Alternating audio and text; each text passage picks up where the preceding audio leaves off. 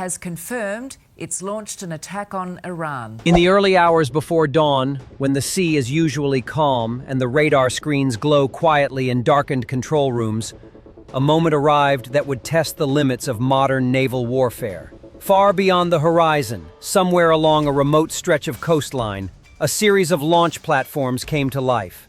Within seconds, the silence was broken. One after another, 15 hypersonic missiles rose into the sky, their engines tearing through the night as they accelerated to speeds few weapons in history have ever reached. Their target?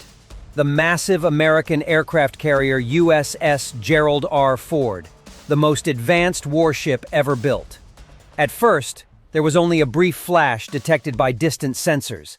Then came the data, streams of it, rushing through military satellites and early warning systems across the region.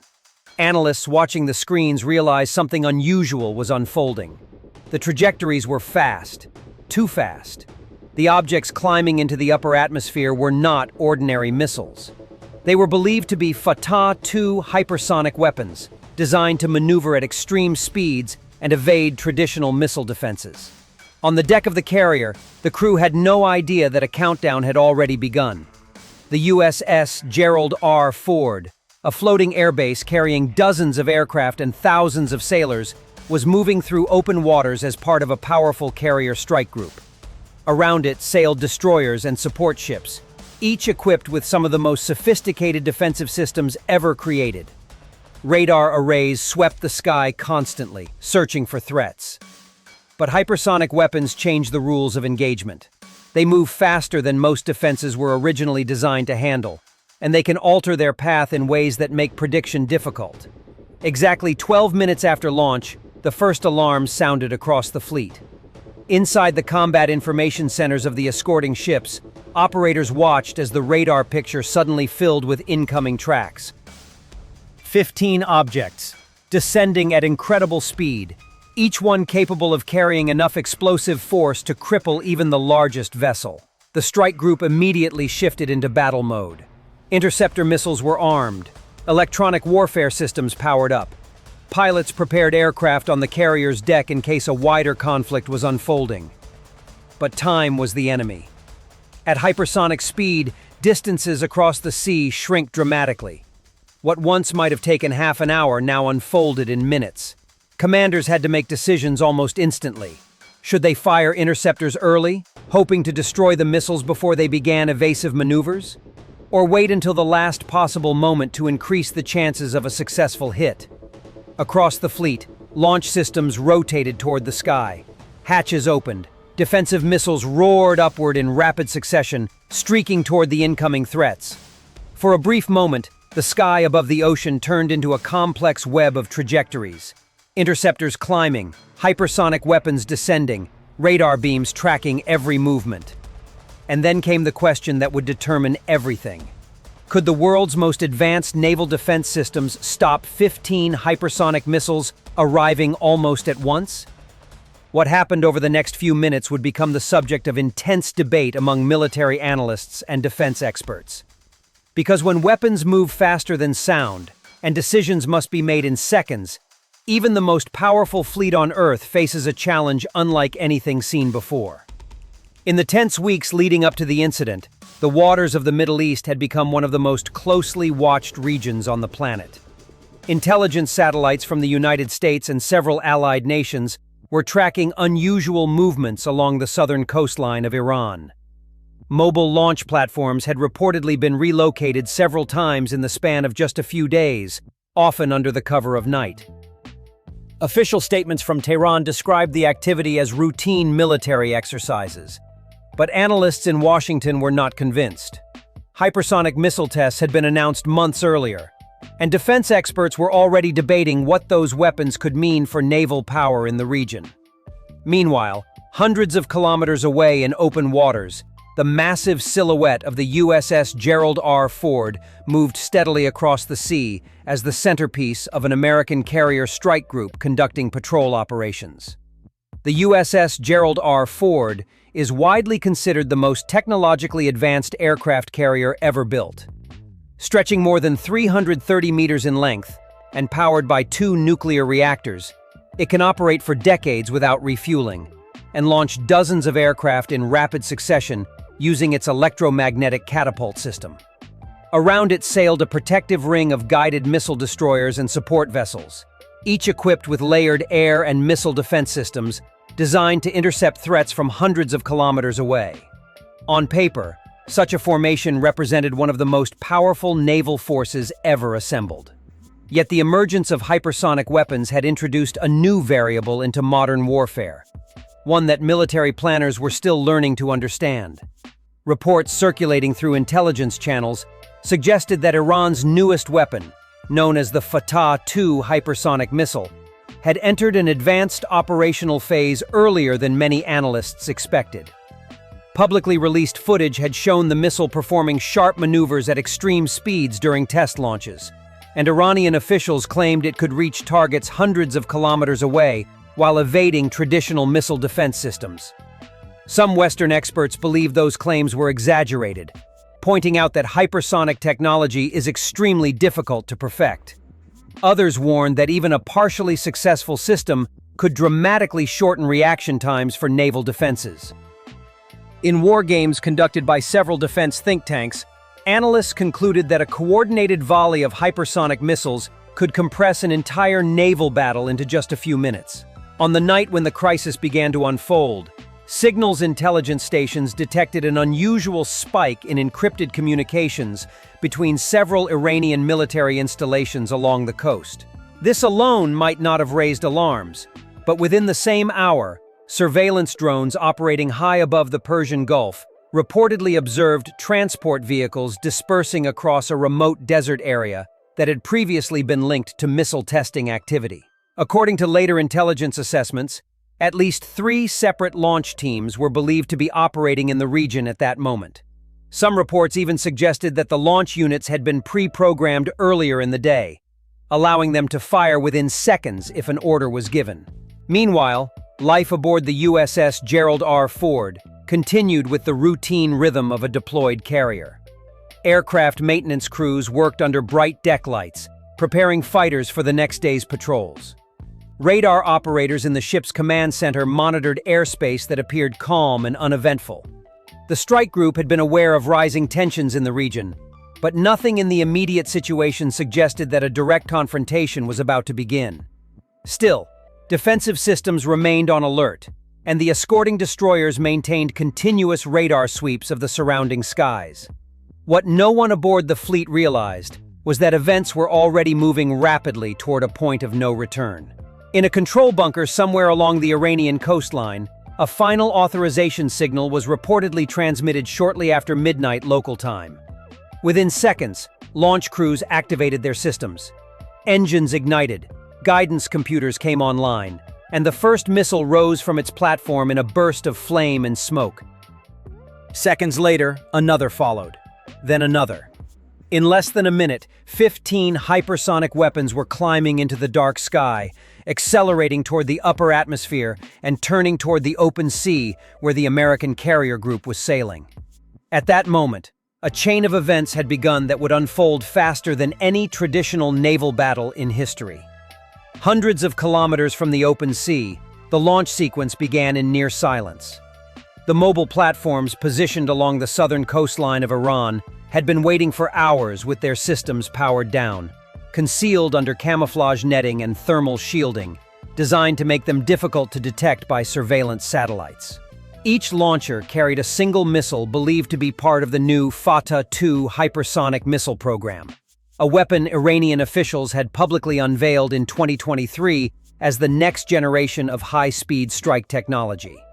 In theory, the missile was designed to travel at speeds exceeding Mach 10, using a maneuverable glide vehicle capable of adjusting its trajectory during the final phase of flight. For military planners, that capability alone posed a serious challenge to traditional missile defense systems, which rely heavily on predicting a target's path. The order to launch reportedly moved through several layers of command before reaching the launch crews. Once the signal was received, the preparation phase lasted only seconds. Protective covers were released, guidance systems activated, and the launch vehicles elevated their missile canisters toward the night sky. The first rocket ignited with a burst of intense light that briefly illuminated the surrounding desert landscape. The booster stage roared to life, propelling the missile upward with enormous force. Within moments, the weapon had cleared the launch rail and was accelerating rapidly toward the upper atmosphere. One by one, the other launchers followed. 15 missiles rose into the sky in rapid succession, their boosters leaving bright trails that could briefly be seen against the darkness before disappearing into the upper layers of the atmosphere. Early warning satellites operated by the United States Department of Defense would later detect the infrared signatures of the launches almost immediately. These satellites are designed specifically to identify the heat plume created by missile boosters, allowing military command centers to track launches anywhere in the world within seconds. As the missiles climbed higher, their first-stage boosters burned out and separated, falling back toward the ocean far below. The hypersonic glide vehicles then continued forward at extreme speed, riding the edge of the atmosphere. Unlike traditional ballistic missiles, which follow a predictable arc, hypersonic glide vehicles can alter their direction during flight, shifting slightly left or right, or adjusting their altitude to complicate interception attempts. Analysts have long debated exactly how advanced Iran's maneuvering technology truly is.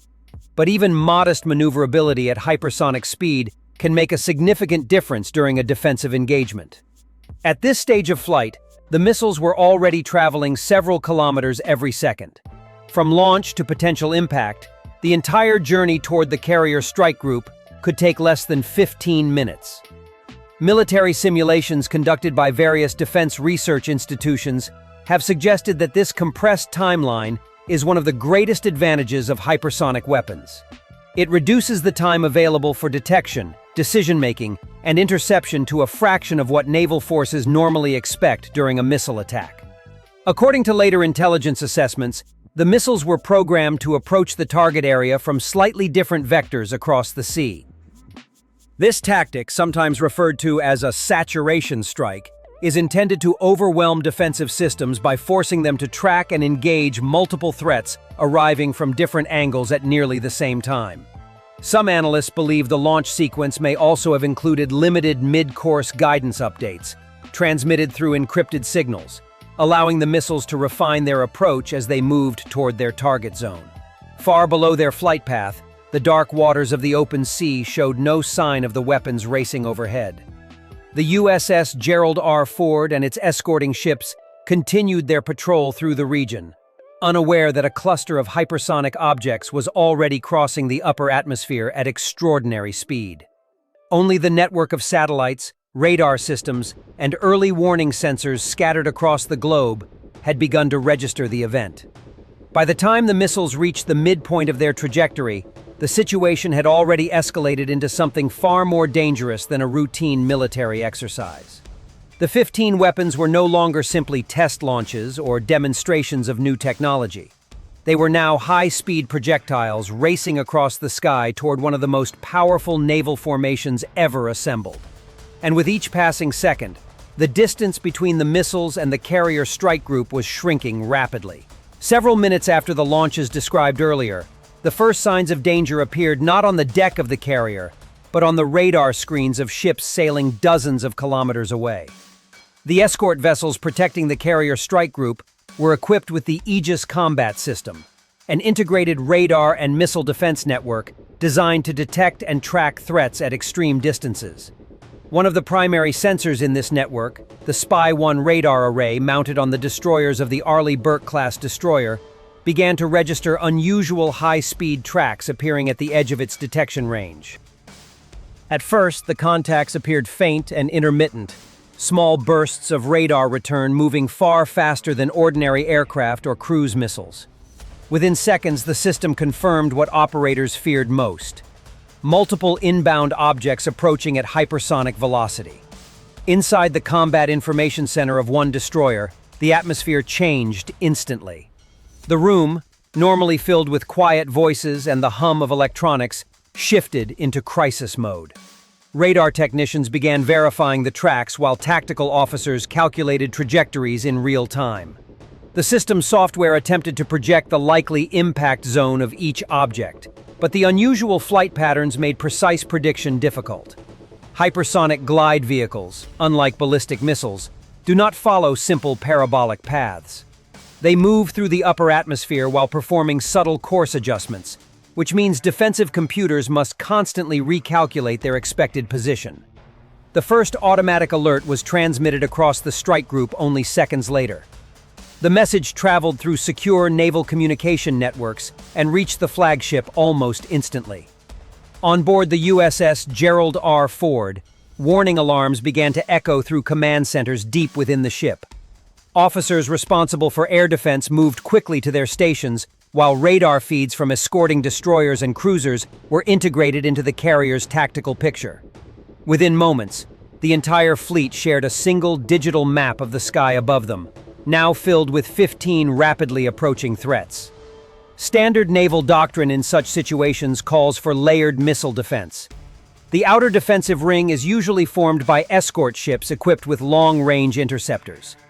Guided missile destroyers and cruisers carry the vertical launch system, a network of armored launch cells capable of firing dozens of defensive missiles within seconds. Among the most important of these is the RIM-174 Standard Missile 6, a weapon designed not only to intercept aircraft, but also to engage high-speed ballistic targets in the upper atmosphere. In recent years, defense planners have also explored its potential capability against certain types of hypersonic threats, though such engagements remain extremely complex. As the inbound tracks grew clearer, commanders had only moments to decide how to respond. If interceptors were launched too early, the incoming missiles might maneuver outside the predicted interception path. If they waited too long, there might not be enough time for a second attempt. After a rapid exchange of commands across the fleet's communications network, the order was given to engage. Hatches on several destroyers opened simultaneously. In rapid succession, interceptor missiles erupted from their launch cells with blinding flashes of flame. Each interceptor arced upward before pitching toward the incoming targets, guided by radar data transmitted continuously from the ships below. The night sky above the ocean filled with streaks of light as defensive missiles accelerated toward the upper atmosphere, racing to meet the descending threats. At hypersonic speeds, however, even seconds matter. The incoming weapons were closing the distance at several kilometers per second. Radar operators watched the digital symbols on their screens move closer to the fleet with unsettling speed. Several interceptors reached their predicted engagement points and detonated in bright bursts high above the ocean, releasing clouds of metal fragments intended to destroy or disable the approaching missiles. One of the tracks disappeared immediately after the explosion, suggesting a successful intercept. Moments later, another vanished as well, but not all of them were stopped. Several of the incoming missiles altered their trajectory sharply during the final stage of flight, a maneuver that complicated the intercept calculations.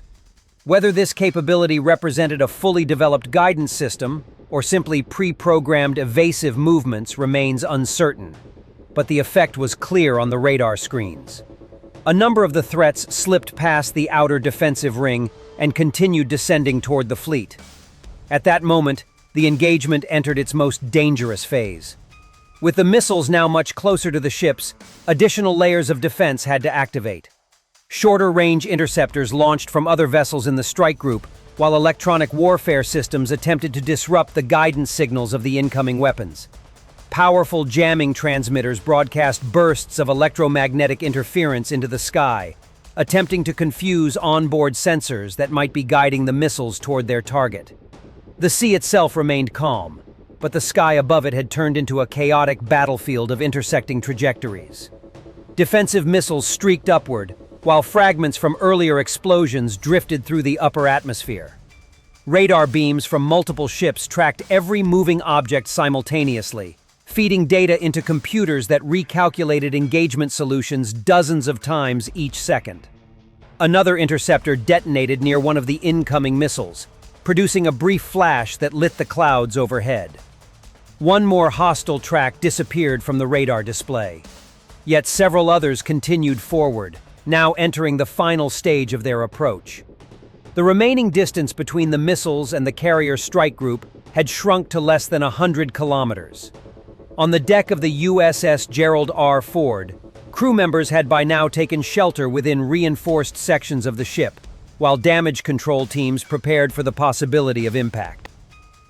Aircraft secured on the flight deck were locked into place, and firefighting units stood ready near critical sections of the vessel. Even though the carrier itself possessed its own defensive systems, the primary responsibility for intercepting long-range threats still rested with the escorting ships surrounding it. One final wave of defensive fire was launched. Additional interceptors rose from the destroyers, climbing rapidly to meet the remaining missiles. For a few tense seconds, the outcome remained uncertain. Radar operators watched closely as the symbols representing the incoming weapons approached the predicted interception points. Then another contact vanished, and another. But at least a few signals continued moving toward the fleet, now descending at incredible speed. At this stage of flight, the time remaining had shrunk to less than a minute. The hypersonic vehicles, heated by atmospheric friction and traveling faster than 10 times the speed of sound, were plunging toward the ocean's surface, where the strike group was maneuvering below. For the sailors monitoring the battle from inside their control rooms, those final seconds stretched into what felt like an eternity. The entire engagement, from the moment the first radar contact appeared to the instant the missiles entered their terminal approach, had unfolded in only a few minutes. Yet within that brief window, the fleet's defenses had already launched dozens of interceptors, engaged in complex electronic warfare, and attempted to stop one of the fastest weapons ever fielded. Whether the remaining missiles would be stopped in time was now the question hanging over the dark waters of the sea.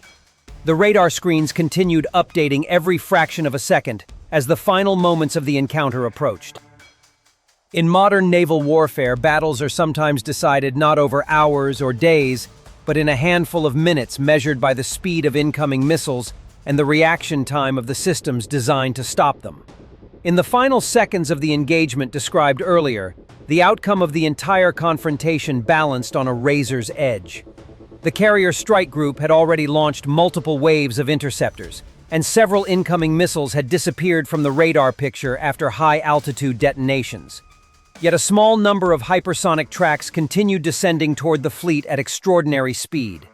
In modern naval warfare, the last layer of defense often determines survival, and the ships surrounding the USS Gerald R. were now relying on their closest range systems to stop what remained of the attack. As the incoming objects dropped below certain altitude thresholds, additional defensive weapons activated automatically. Some escort ships prepared their close-in weapon systems, rapid-fire cannons designed to intercept missiles during the final moments before impact. These systems track incoming threats with radar and infrared sensors, firing thousands of rounds per minute in an attempt to create a wall of metal fragments in the missile's path. At the same time, defensive missiles from shorter-range launchers were fired in quick succession, guided by updated targeting data from the fleet's radar network. One of the remaining hypersonic vehicles appeared to lose stability during its final descent.